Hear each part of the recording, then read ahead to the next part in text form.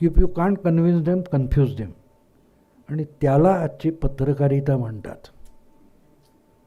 Einstein म्हणतो की मूर्खपणा आणि विश्व दोन्ही अथांग आहेत. मी विश्वाविषयी कॉन्फिडंट नाही, पण मानवी मूर्खपणाविषयी कॉन्फिडंट आहे.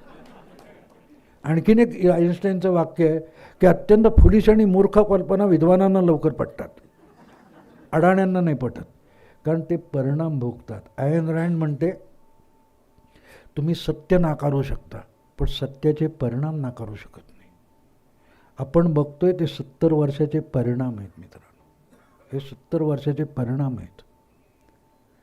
कारण आपण बुद्धिवंतांच्या आणि विद्वानांच्या आहारी गेलेलो आहोत. मला एक सांगा, देशात तुम्ही टी व्ही जर बघत असाल, बातम्या वाचत असाल, तुम्हाला वाटेल देशात आपले फक्त विद्यार्जन किंवा विद्यार्थी वर्ग हा फक्त काय तो JNUमध्ये आहे. मुंबई विद्यापीठ, पुणे विद्यापीठ कुठे विद्यार्थी नाही आहे. आत्ता तुम्हाला सांगतो 15 तारीखला माझं कराडच्या इंजिनिअरिंग कॉलेजमध्ये त्यांनी मला बोलवलं आहे.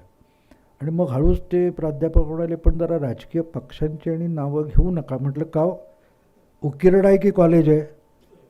तुम्हाला काय बोलता तुम्ही, कॉलेज आहे? म्हटलं मग JNUमध्ये राष्ट्रपतीची आईमाई काढलेली चालते. VCला कोंडून, तो डायबिटीसचा पेशंट आहे त्याला कोंडून ठेवतात, आणि तुम्ही मला म्हणता राजकीय पक्षाचं नाव पण घ्यायचं नाही, बोलायचं राजकारणावर.